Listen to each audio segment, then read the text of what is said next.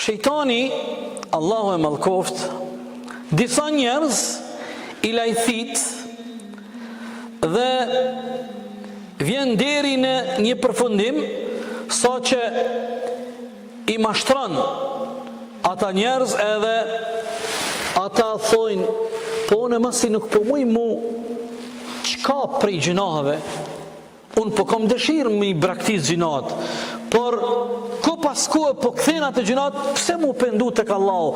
Ndashta ky pendimi jem nuk është i sinqert, ma mirë s'po pendona. Gabim është kjo. Kjo është gabim. Ky mentalitet, këtë mendësi e dëshiron shejtani, dhe këta e ushqen shejtani të secili prej këtyre njerëzve.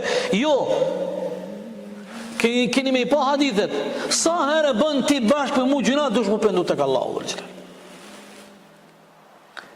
Është turp me shkuna të Allahu nesër, e kem boni gjuna, e për atë gjuna nuk kem pendu tek Allahu.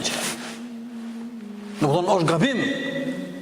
Nuk guxon ti me mu bashkë me dalë para Allahut për gjunat që i ke bën dynjë e nuk ke kërku falet Allahu. A ti fal Allahu, a nuk të fal Allahu? A e pranon pendimin e Allahu për ti? A se pranon?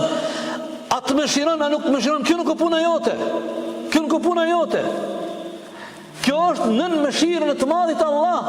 Unë dhe ti kemi obligim mas do gjunahu të madh, të vogël, haptazi, kur e bojmë, fshehurazi kur e bojmë, kur e përsëritim, nëse vazhdimisht do të më pendu.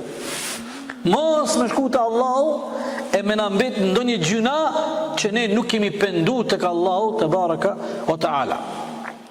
Allahu na i fal gjunat tona o vëllezër, Allahu na i fal gjunat e prindërve ton, Allahu na mëshiroft neve, na i mëshiroft prindërit ton, Allahu na pranoft pendimet tona, Allahu na mundsof që të jemi prej besimtarve që pendohemi sinqerisht tek i madhi Allah xhella xhelaluhu.